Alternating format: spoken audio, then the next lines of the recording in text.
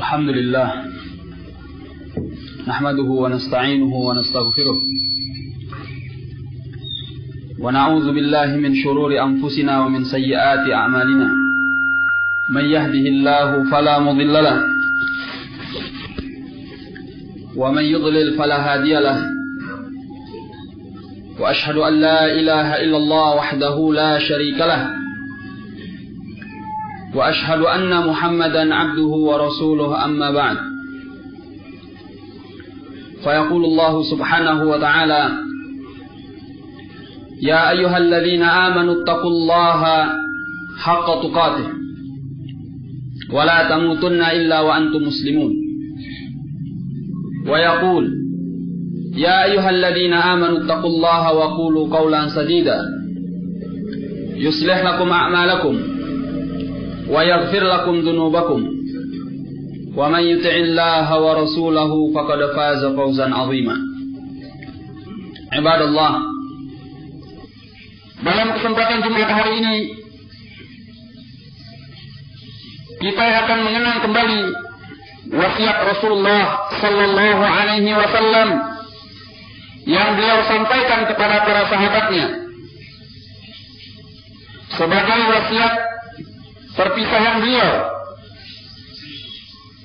kepada as-sahabah radhiyallahu ta'ala anhum.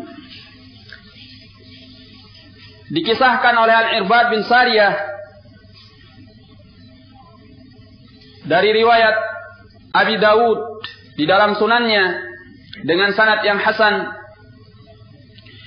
Kata beliau, wa'adhana Rasulullah sallallahu alaihi wasallam mau'izatan zarifat minhul uyun wa wajilat minhal qulub ka'annahu mau'izatun muwaddi' faqulna ya Rasulullah awsina qala usikum bitaqwallahi azza wa jal was-sam'i wat-ta'ah wa in ta'ammara 'alaykum 'abdun habashi fa innahu man ya'ish minkum fasayara ikhtilafan katsira fa 'alaykum bi sunnati وسنة الخلفاء الراشدين المهديين عضوا عليها بالنواجذ وإياكم ومحدثات الأمور فإن كل محدثة بدعة وكل بدعة ضلالة وكل ضلالة في النار.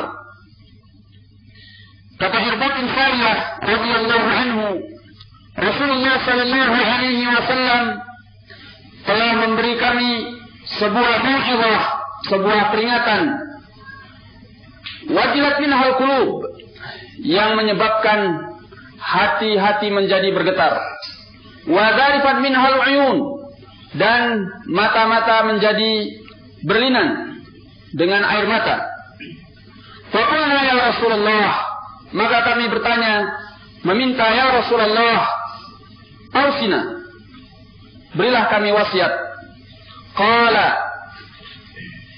beliau berwasiat, usikum bitaqwallahi azza wa jal, aku berwasiat kepada kalian untuk bertakwa kepada Allah azza wa jal, was-sam'i wat-ta'ah, mendengar dan taat, wa in ta'ammara 'alaikum 'abdun habashi, walaupun kalian diperintah oleh seorang budak Habashi, fa innahu man ya'ish minkum, sungguhnya barang siapa di antara kalian yang masih hidup, fasayara ikhtilafan katsira, niscaya dia akan melihat perselisihan yang cukup banyak. Fa'alaikum bisunnati, maka wajib atas kalian untuk berpegang dengan sunnahku, wa sunnatil khulafa'ir rasyidin al-mahdiyyin, dan sunnah para khalifah rasyidin al-mahdiyyin. Addu 'alaiha bin nawajid, gigitlah sunnah-sunnah itu dengan gigi geraham kalian. Wa iyyakum wa muhdatsatil umur, dan berhati-hatilah kalian dari perkara-perkara baru dalam agama. Fa inna kulla muhdatsatin bid'ah, karena sungguhnya setiap perkara baru itu adalah bid'ah. Wa kulla bid'atin dhalalah, dan setiap yang bid'ah itu sesat. Wa kulla dhalalatin finnar, dan setiap yang sesat itu dalam api neraka. Hadis ini adalah hadis yang azim, mengandung beberapa pelajaran yang disampaikan oleh Rasulullah sallallahu alaihi wasallam untuk kita tunaikan sepeninggal beliau. Sehingga dengan demikian kita tidak terombang-ambingkan dalam kehidupan kita di dunia ini sebelum kita menyusul beliau alaihi salatu wassalam ke alam barzakh dan alam akhirat. Di dalam hadis ini secara garis besar beliau mewasiatkan kepada 3 hal. Yang pertama untuk diri kita sendiri. Yang kedua terhadap pemerintah kita. Yang ketiga adalah di dalam menjalankan agama. Yang berkenaan dengan diri kita sendiri, Rasulullah sallallahu alaihi wasallam bersabda, "Usikum bitaqwallahi azza wa jal." Aku wasiatkan kalian untuk bertakwa kepada Allah azza wa jal. Wasiat untuk takwa adalah wasiat yang azimah. Wasiat ini adalah wasiat yang mengajarkan kepada kita untuk membentengi diri dengan keimanan yang kuat dalam bertakwa kepada Allah subhanahu wa ta'ala. Seorang yang bertakwa kepada Allah berhasil untuk membina dirinya dengan takwa Allah, maka berarti dia telah berhasil pula untuk meraih keutamaan dan pahala dari sisi Allah subhanahu wa ta'ala dengan sangat banyak dan cukup besar. Nah, kebaikan dunia dan akhirat terdapat di dalam takwa Allah. Kalau seorang mewujudkan takwa Allah, maka sekian banyak janji Allah di dalam Al-Quran untuk orang-orang yang bertakwa. Di antaranya Allah menyatakan, وَمَنْ يَتَّقِ اللَّهَ يَجْعَلْ لَهُ مَخْرَجًا وَيَرْزُقْهُ مِنْ حَيْثُ لَا يَحْتَسِبُ وَمَنْ يَتَوَكَّلْ عَلَى اللَّهِ فَهُوَ حَسْبُهُ إِنَّ اللَّهَ بَالِغُ أَمْرِهِ قَدْ جَعَلَ اللَّهُ لِكُلِّ شَيْءٍ قَدْرًا. Kata Allah di dalam Al-Quran, وَمَنْ يَتَّقِ اللَّهَ يَجْعَلْ لَهُ مَخْرَجًا. Barang siapa yang bertakwa kepada Allah, Allah jadikan untuknya jalan keluar. Wa yarzuqhu min haitsu la yahtasib, dan Allah beri dia rezeki dari arah yang dia tidak mengetahuinya, ya dari arah yang dia tidak mengiranya. Wa may yatawakkal 'ala Allah fa huwa hasbuh. Barang siapa yang bertawakal kepada Allah, Allah yang akan mencukupkannya. Innallaha balighu amri. Sungguhnya Allah yang akan menyampaikan urusannya. Qad ja'alallahu likulli syai'in qadra. Dan bagi segala sesuatu Allah telah tetapkan takdirnya. Ini keutamaan bertakwa kepada Allah subhanahu wa ta'ala. Allah limpahkan rezeki. Allah tunjukkan jalan keluar untuk segala problem hidup yang dihadapinya. Dan Allah sampaikan urusannya sesuai dengan apa yang diinginkan olehnya. Maka ini adalah janji Allah subhanahu wa ta'ala bagi orang-orang yang bertakwa. Maka bagi seorang yang ingin meraih keberuntungan ini, dia raih dengan bertakwa. Takwa artinya adalah melaksanakan perintah-perintah Allah dan meninggalkan larangan-larangan Allah subhanahu wa ta'ala. Kalimat yang singkat, tapi pengamalannya cukup berat. Manusia terombang-ambing di dalam pengamalan terhadap takwa Allah, antara yang bersikap tidak mampu untuk menunaikan sesuai dengan apa yang diinginkan oleh Allah, dan ada pula yang berlebihan sehingga melampaui batas di dalam beragama, namun yang diinginkan dengan takwa Allah adalah sesuai dengan apa yang diridhai dan dicintai oleh Allah subhanahu wa ta'ala. Allah menyatakan di dalam Al-Quran, Ya ayyuhalladzina amanu taqullaha haqqa tuqatih wa la tamutunna illa wa antum muslimun. Wahai orang-orang yang beriman, bertakwalah kalian kepada Allah dengan sebenar-benarnya, dan janganlah kalian meninggal kecuali dalam keadaan kalian bertakwa kepada Allah subhanahu wa ta'ala.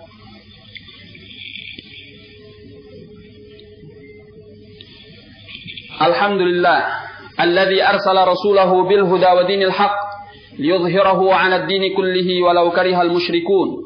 Wa ashhadu an la ilaha illallah wahdahu la syarika lah wa ashhadu anna Muhammadan 'abduhu wa rasuluhu, amma ba'd.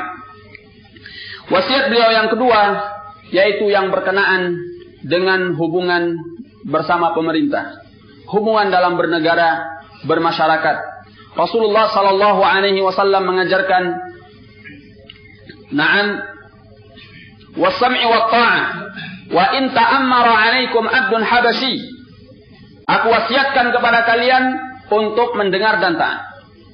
Walaupun kalian diperintah, yang menjadi penguasa adalah seorang hamba Habsyi, budak Habsyi. Ini adalah sabda Rasulullah sallallahu alaihi wasallam untuk menunjukkan pentingnya mendengar dan taat kepada pemerintah. Dan pada khutbah yang lalu telah kita jelaskan bagaimana sikap seorang muslim hendaknya terhadap pemerintah yang muslim. Dia mendengar dan taat. Di dalam hadis Rasulullah sallallahu alaihi wasallam bersabda, "Man ata'a Allah, man ata'ani faqad ata'a Allah. Wa man asani faqad asallah. Wa man ata'al amir faqad ata'ani. Wa man asal amir faqad asani." Hadis Abi Hurairah yang dikeluarkan oleh Al-Bukhari dan Muslim. Barang siapa yang taat kepada Allah, barang siapa yang taat kepadaku, berarti dia telah taat kepada Allah Subhanahu wa taala. Dan barang siapa yang maksiat kepadaku, berarti dia telah bermaksiat kepada Allah Subhanahu wa taala. Dan barang siapa yang taat kepada penguasanya, berarti dia telah taat kepadaku. Dan barang siapa yang maksiat, durhaka kepada penguasanya, berarti dia telah durhaka kepadaku. Maka mendengar dan taat kepada penguasa, ini adalah perkara yang diperintahkan di dalam Islam. Hanya saja tentunya ketaatan itu dalam hal yang baik. Kata Rasulullah sallallahu alaihi wasallam, "Innamat ta'atu fil ma'ruf." Ketaatan itu dalam hal yang baik. Hadis yang dikeluarkan oleh Imam Al-Bukhari dan Muslim. Nah, sehingga untuk yang selain kebaikan tidak ada ketaatan bagi kita terhadap pemerintah, namun bukan berarti kemudian kita melakukan tindakan-tindakan yang menjatuhkan kewibawaan pemerintah tersebut. Karena Rasulullah sallallahu alaihi wasallam dalam hadis Abi Bakrah yang dikeluarkan oleh Ibnu Abi Asim, beliau alaihi salatu wassalam bersabda, "Man akrama sultan akramahullah, wa man ahanahu ahanahullah." Barang siapa yang memuliakan penguasanya, maka berarti dia akan dimuliakan oleh Allah, dan barang siapa yang menghinakan penguasanya, berarti dia akan dihinakan oleh Allah Subhanahu wa taala. Kemudian kata beliau alaihi salatu wassalam, "Wa in ta'ammara 'alaikum 'abdun habasyi." Walaupun yang memerintah kalian adalah seorang budak Habsyi. Nah, ini bukan artinya bahwa kekuasaan itu diserahkan kepada seorang budak Habsyi. Nah, kekuasaan pada hakikatnya adalah milik Quraisy. Kata Rasulullah sallallahu alaihi wasallam, "Al-a'immatu min Quraisy." Para imam, para penguasa, pemimpin kaum muslimin itu adalah dari bangsa Quraisy. Hanya saja Rasulullah sallallahu alaihi wasallam ingin memberikan permisalan. Kalaupun seandainya sampai yang memerintah itu adalah seorang budak, maka seorang budak Habsyi, maka tetaplah kalian mendengar dan taat. Untuk menguatkan bahwa kewajiban mendengar dan taat itu bukan saja dalam keadaan kita suka terhadap pemerintah kita, tapi dalam keadaan kita tidak suka. Selama dia memerintahkan sesuatu yang tidak mengandung maksiat kepada Allah Subhanahu wa taala, wajib untuk taat, walaupun dalam keadaan kita tidak suka terhadap pemerintah itu. Makanya Rasulullah sallallahu alaihi wasallam mengambil baiat kepada as-sahabah radhiyallahu taala anhum 'ala sam'i wa ta'ah fi manshatina wa makrahina. Untuk kami mendengar dan kami taat, kata as-sahabah, baik dalam keadaan kami suka dan dalam keadaan kami tidak suka. Nah, kemudian kata Rasulullah sallallahu alaihi wasallam, "Fa innahu may ya'ish minkum fa sayara ikhtilafan katsira." Barang siapa di antara kalian yang hidup, yakni sepeninggal beliau, niscaya dia akan melihat perselisihan yang cukup banyak. Perselisihan dalam masalah agama. Kemudian kata beliau alaihi salatu wassalam, "Fa 'alaikum bisunnati." Maka obatnya adalah kalian berpegang dengan sunnahku, wa sunnatil khulafa'ir rasyidin al-mahdiyyin, dan berpegang kepada sunnah al-khulafa' ar-rasyidin al-mahdiyyin. Berpegang kepada apa yang dipahami oleh as-sahabah radhiyallahu taala anhum, khususnya al-khulafa' ar-rasyidin. Kemudian kata beliau alaihi salatu wassalam, "Wa iyyakum wa muhdatsatil umur." Hati-hati kalian dari perkara-perkara baru dalam agama. Fa inna kulla muhdatsatin bid'ah, setiap perkara baru itu bid'ah, wa kulla bid'atin dhalalah, wa kulla dhalalatin finnar. Dan setiap yang sesat, setiap bid'ah itu adalah sesat, dan setiap yang sesat itu dalam api neraka. Maka kita diperintahkan oleh Rasulullah sallallahu alaihi wasallam untuk berpegang dengan sunnahnya. Addu 'alaiha bin nawajid. Gigitlah oleh kalian sunnah-sunnah itu dengan gigi geraham. Artinya ini adalah al-mubalaghah di dalam tamassuk bis sunnah. Untuk menunjukkan kita harus sangat kuat dalam berpegang kepada sunnah. Nah, ibarat seorang yang menggigit dengan gigi geraham. Seorang apabila menggigit dengan gigi serinya, tentu tidak akan kuat. Tapi apabila dia menggigit dengan gigi gerahamnya, maka gigitan itu akan kuat. Nah, tidak akan mampu dilepaskan walaupun dengan tarikan yang menghentak. Karena dia menggigit dengan gigi gerahamnya.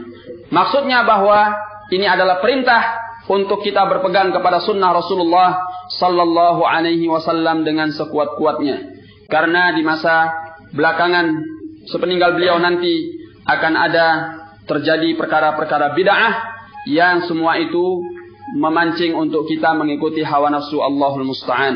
Wallahu a'lam bishawab. Aqimus shalah.